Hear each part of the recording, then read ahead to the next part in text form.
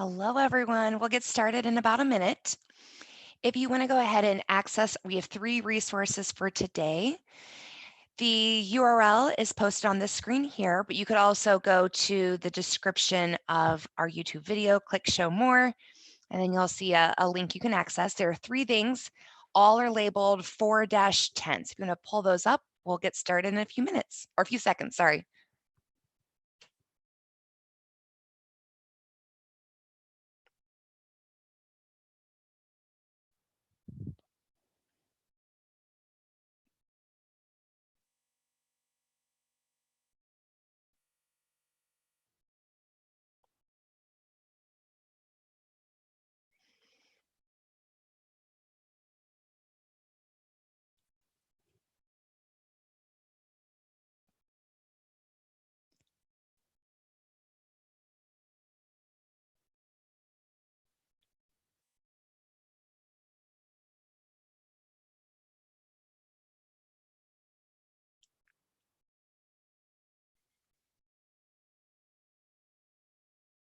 All right, hello. Happy Friday. It's good to see you guys again. Thanks for tuning in. I'm sure there are a lot of other places you would rather be on a Friday afternoon. So it's nice to see you. Thanks for being here. Today we have 3 things we will be utilizing today. You can access them at the tiny URL that's posted here on the screen. But if you also click on the show more in the description of our YouTube video, there's a folder and a link to a folder that has the resources. All of the resources for today are labeled 4-10. So one is 4-10 handout. If you want to open that, make a copy of it, download it to your computer, or just use it as a guide. It's just to help you kind of keep track of some of the things we talk about today. Then there's one called 4-10 prompt for lesson. It's a lesson, or it's a prompt we've been looking at before. It's the Madeleine Albright speech, her commencement address. So you can open that. And then we will at the very end be looking at 4-10 AP practice Thatcher for your homework for tonight. I'm Emily Velitis. It is good to see you guys. For those of you who tuned in yesterday, I warned you that we were supposed to get thunder snow. Luckily, we didn't, because I would have lost my mind. So we did get some snow, though. That made me a little sad, but I was thankful that I didn't hear the thunder snow as I was trying to sleep last night.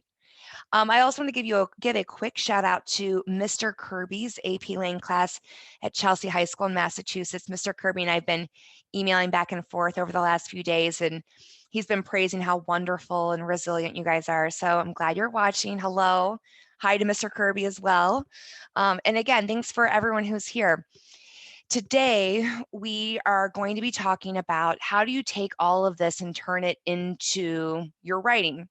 Before we do that, though, let's review yesterday's lesson. So if you weren't here yesterday, you can follow along, I think, pretty simply, or you can always go back and watch the recordings later. Yesterday, we talked about the rhetorical situation, and it's a topic that we've referenced several times throughout these videos, but we really took some time to break down those elements and consider how do they relate to one another. Specifically, we were talking about how important the rhetorical situation is because individuals write within a particular situation, and then they make strategic writing choices based on that situation. So when you're trying to pick out what your rhetorical choices might be that you're examining in your essay, you need to keep in mind that those choices are based on that rhetorical situation. Otherwise, if they aren't connected, it's not going to make a lot of sense in your essay. And then we start again kind of talking about the purpose and how writers make those choices to achieve a purpose. I gave the students a passage to read. It's a wonderful passage. I love this piece from Diane Guerrero. She was in Orange is the New Black. And this is part of her larger work about her experiences in the US when she has parents who are immigrants. It's a fantastic piece. And I gave students 2 multiple choice questions to ask, or to answer, excuse me.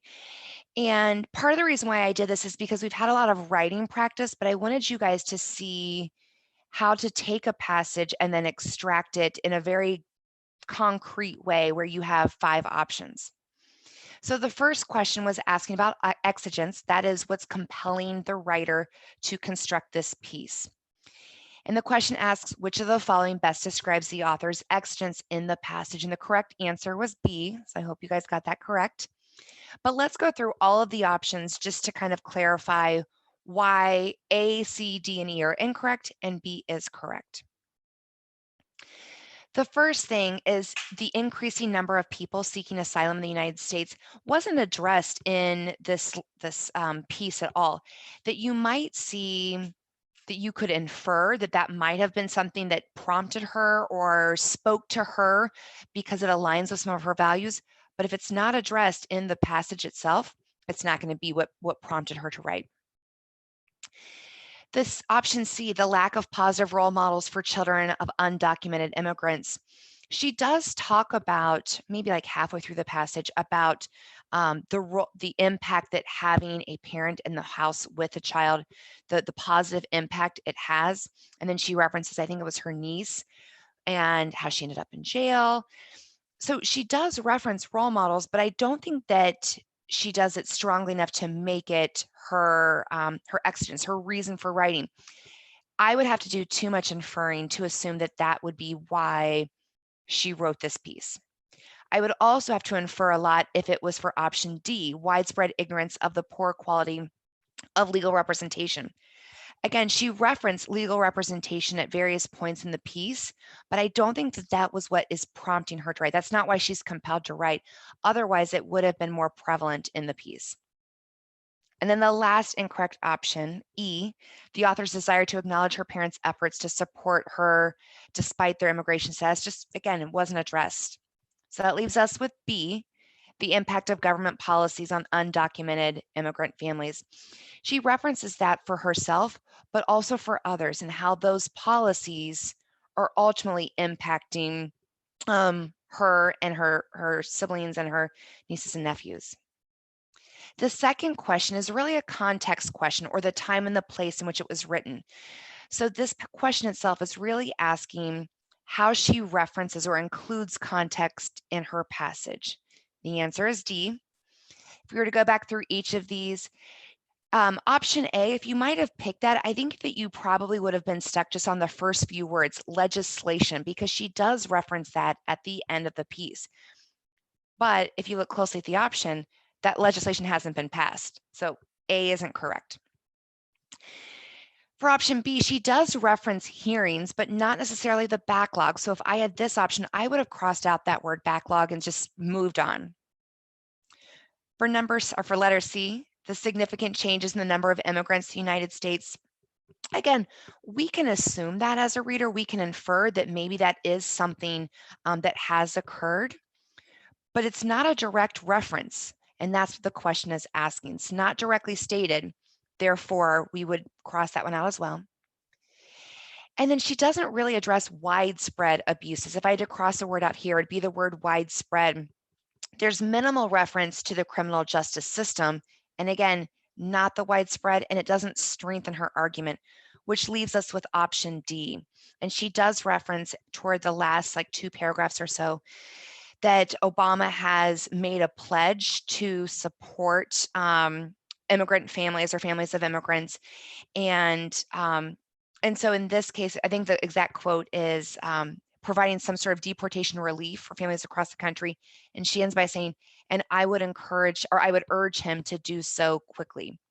So that's her reference. It's pretty direct, especially when you look at the other options that aren't as verbatim in the text. All right, so today's lesson, I wanted to give you a little preview of how I'll approach it.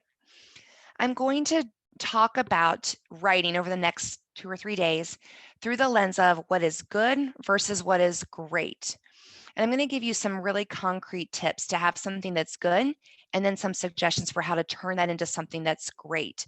And at the top of your screen, you'll see that it'll be highlighted in white when I get to each of those points. So to start with the good, a good would cover the essentials. Something that is good would be done pretty quickly. It wouldn't take a whole lot of mental energy to do. And it's something if you are anxious or if you're having a time crunch, you could do it pretty quickly. It's competent. It gets the job done. I like to equate it to cheese pizza. which I'm going to have on Friday. My husband and I always have pizza on Friday. Cheese pizza is great. Love cheese pizza. I am not going to be upset with cheese pizza. However, I would be really happy if my husband and I ordered some pepperoni or a pepperoni and sausage, maybe even a deluxe pizza tonight, because to me, that's great. When it comes to your writing, it's more of an enrichment or an extension of what is expected of you. Usually, though, that will take a little bit more time because it reflects sophistication. It goes beyond the basics. So my goal for you guys today is I'm going to talk about introductions and how do you write an introduction, a good introduction, and then how can you turn that into a great introduction. I want to give you those tools so you can put them in your toolbox, and then depending on what you see on May 20th, you can decide which of these am I going to really put my energies toward. Am I overwhelmed by this passage and I don't understand what the writer's saying? If so, I'm just going to write the good intro, get it done. If you feel pretty confident in the task, the prompt makes a lot of sense to you, the passage is clean and easy to understand, then you might strive for a great introduction. So I'm going to give you both of those options. Today, we're going to be focusing on how to write an introduction for a rhetorical analysis essay. I think personally, those are a lot easier to write than an introduction for an argument or a synthesis because there are very concrete things that you need to do. I would also encourage you to write your introduction in under 5 minutes. So we've talked, I think on Wednesday, take 3 minutes to read and annotate the prompt, take 7 minutes to just get a cursory understanding of the passage. Then I would start writing and I would time yourself and make sure the intro, whether it's good or great, is completed within 5 minutes because you really want the bulk of your time spent in your body paragraphs. So let's take a closer look at what College Board and Advanced Placement says is desirable when it comes to writing an introduction. First, they say the introduction of an argument introduces the subject and or writer of the argument to the audience. It's just basically, your objective is to just introduce, to guide your reader, to ease them into the topic. Then, controversy alert here, the next sentence says, an introduction may present the argument's thesis. Basically, they're saying that the argument could be anywhere in your essay. It does not have to appear in your intro. However, from the bottom of the heart of every English teacher out there, please just put it in your introduction. Just put it in there. It doesn't necessarily have to be the very last sentence of your intro. I think that that's what a lot of students think. And that's, again, absolutely fine. But it doesn't have to fall there. It could fall anywhere in your introduction. But when you think about the objective of an introduction is to introduce the subject or the writer, it makes sense to put your thesis there. So we'll talk about thesis statements on Monday because they're their own beast and they need their own session. But please just include in the introduction, make all of us happy. All right, and then this last sentence is what we will really be focusing on today. Then the introduction may orient, engage, and or focus the audience by presentation quotes, intriguing statements, anecdotes, questions, statistics, data, contextualized information, or a scenario. When you are writing an argument or a synthesis essay, it's really important that you hook and engage your readers right off the bat. And that's where you'll see those presentation quotations, the anecdotes, the questions, stats, and data. But for the rhetorical analysis, I really think that the most important elements to an introduction are an intriguing statement, contextualized information, or a scenario. So that's what we'll be focusing on today, those 3 areas. If you looked closely at the rubric for a rhetorical analysis, you'll see at the top that there are 3 rows. The top is for the thesis, 0 to 1 points. The second row is for evidence and commentary, 0 to 4 points. And then the third row is sophistication, 0 to 1. If you were to go in and spend some time with those details in each element, you'll see that an introduction is not mentioned anywhere in there. In fact, the whole first row, it's really just about that thesis, hence Monday's lesson. So your introduction is not necessarily something that's evaluated just in and of itself. However, the introduction is crucial. You want to Get your readers invested in the topic as quickly as possible so they can understand what you're really trying to argue in your body paragraphs. So even though it's not explicitly stated in your rubric, it really is going to enhance all of those areas, not just the thesis point. So even the sophistication, if you're including some of that contextualized information, it demonstrates that you have a more complex understanding of the rhetorical situation, which is what they're ultimately assessing in row C. So work on your introductions. They're incredibly important to your whole essay. And that even though there's not a particular point for an intro as a whole, only a thesis, it will impact your score as a whole. All right, so here's what you need to know. I'm going to ask for you guys to pause the recording and become familiar with today's prompt. It's 4-10 prompt for lesson Albright. If you're already familiar, if you've been joining us in previous sessions and you've already studied the prompt and the passage, then maybe you don't need that time. If you do, please take it, read, and just become familiar. That's all. You don't have to have an in-depth study of it. Just become familiar with it. But then I'm going to ask everyone to take a few minutes to read 2 sample introductions I've given you. And I want you to identify the similarities between the 2. I'm a big believer in showing student work, that I can tell you everything that you should be doing, but if I can show it to you in student writing, that's when it really starts to click. So I have 2 samples for you. Both of these are good introductions. They are well done. It's not meant to be a, oh man, this one's terrible. They're both pretty good. So I want you to take some time to read through both of them and underline any similar words that they are using. So I'll give you a hint. One thing you'll underline is Madeleine Albright. Her name is used in both of those introductions. So think really literally, where do you see certain words being repeated? In the handout, I've given you a copy of both of these introductions. So if you, again, want to open that, make a copy of it or download it and underline there, that would work. But take a few moments, however long you need, to pause the recording and underline where you see similar words being used in both of these good introductions.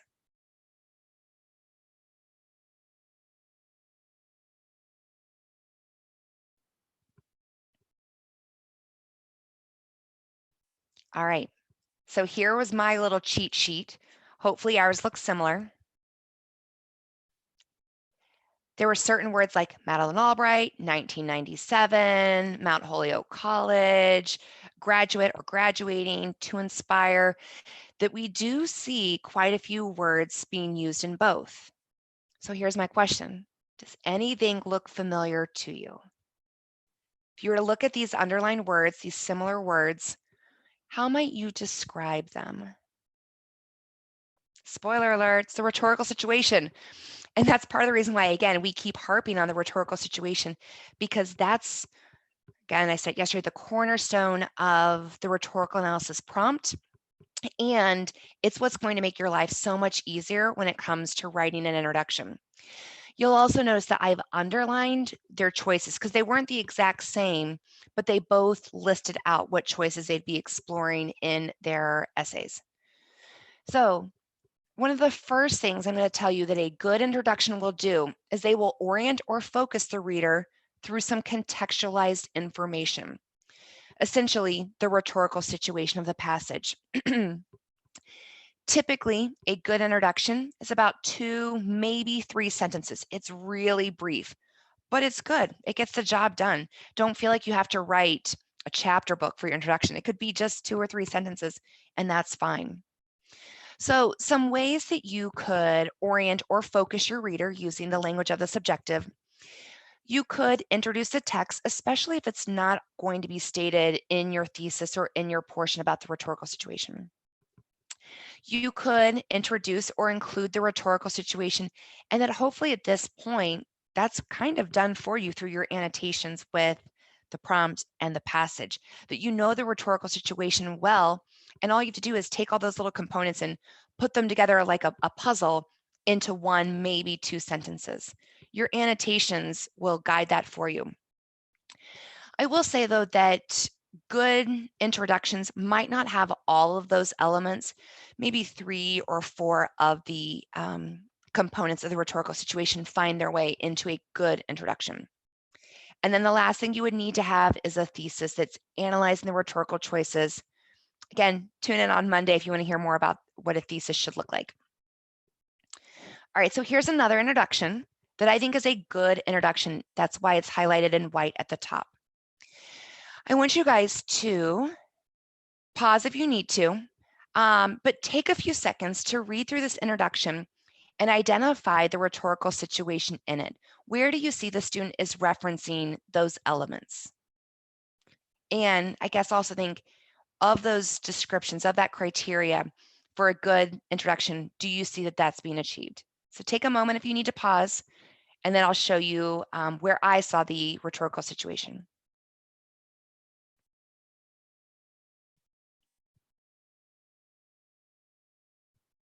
All right, so hopefully it looks something like this. Similar to those two model introductions we looked at, there's some common words being used: 1997, commencement, the speaker's name. We see a reference to the audience with Mount Holyoke College, her purpose, and then her message is to change the world and break through the glass ceilings around them. Here's something else that I think is a really interesting insider tip. This was the entire introduction. This was all the student wrote. It wasn't 2 or 3 sentences. It was just one. It was a 1-sentence introduction, but it still is good. It's a cheese pizza. I'd be happy with this. If my students wrote this in 45 minutes, I'd be happy. Maybe not like sausage pepperoni happy, but I'd be happy. It's good enough. Also, this is easy to do in 5 minutes. So if you do find that you're rushed for time on May 20th, strive for a good introduction. All right, so then you're probably wondering, what makes a great introduction? The deluxe pizza version of the introduction.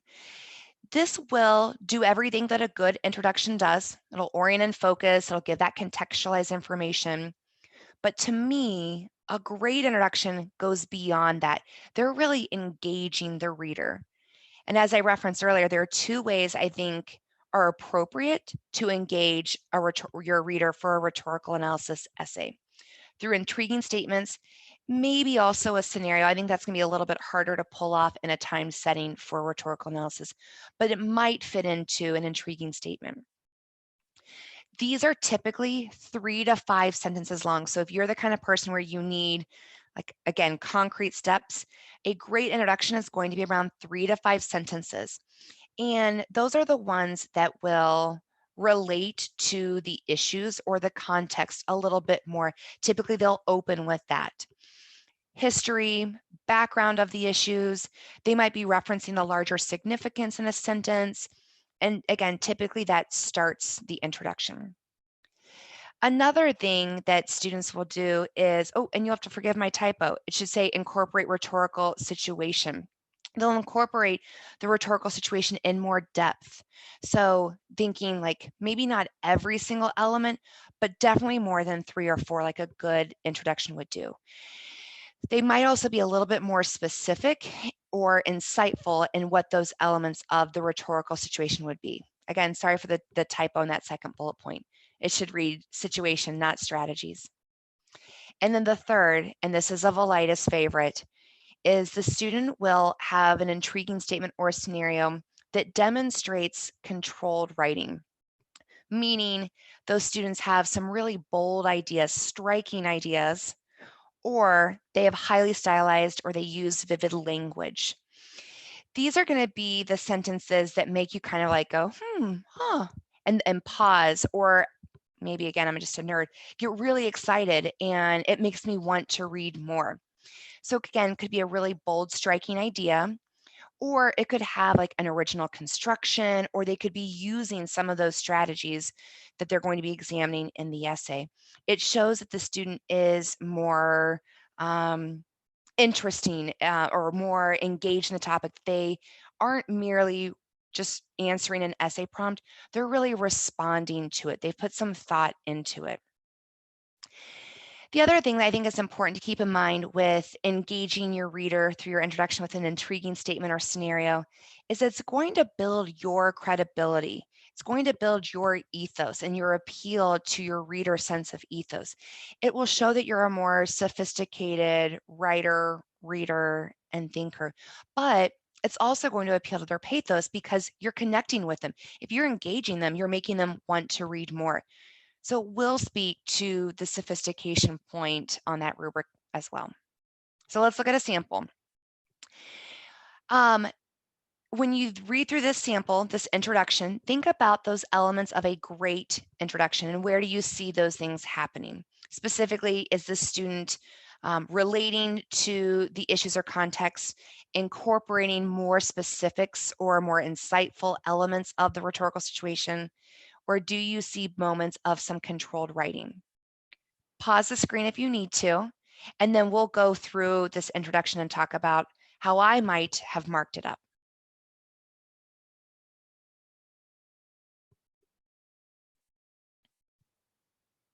All right, so one of the first things I will highlight is that the student lists out the choices. So I have some previewing for where the essay is going to go. The student will talk about contrasting hypotheticals and reality, providing examples and personal anecdotes, and then strong repetition of the word persevere. So we see some choices. For a great thesis, we know that one of the things they can do is to give us some context, some background. And I think the student does that here in the very beginning by talking about voting rights and gender equality, giving us some background about where she's coming from and why she might be writing. The other thing that I really enjoy about this is some of the style that comes through in that third sentence. The glass ceiling remains unbroken and women continue to fight on all fronts for rights they deserve, rights that should be inherent. To me, it sounds like, I mean, I can picture a student standing in front of a pulpit and delivering this orally, and again, that kind of stuff gets me excited. You don't need to know that that's an example of a syndenton, but because the student is removing that and with rights they deserve and rights that should be inherent, it makes the voice so much stronger. I also love that repetition, rights they deserve, rights that should be inherent. You could even say that the description of the glass ceiling remains unbroken is speaking to a kind of like a bold, powerful statement as well. Then, like a good introduction would do, the student gives us the rhetorical situation in one sentence and then gives us a one sentence thesis. Now, if the student did not have those first few sentences and really just picked up their introduction with the Secretary of State, Madeleine Albright, it would have been just fine. It would get the job done.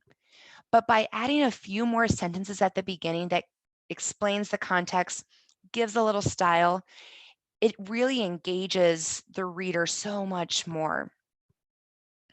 Okay, so now that you've seen a model of a good and a great introduction, I'm going to give you two introductions to read and evaluate. In the margin, I will tell you that these are in the margin of good and great, meaning that I think the good is kind of pretty good. And the great, I just think it's kind of great. So it's not going to be as stark as what you saw in the previous examples. So take a few moments, pause the recording if you need to, read through both samples and determine which one you think is the good. And again, I think it's pretty good. And which one is kind of great. So read through these and discern based on that criteria, which one is good versus great.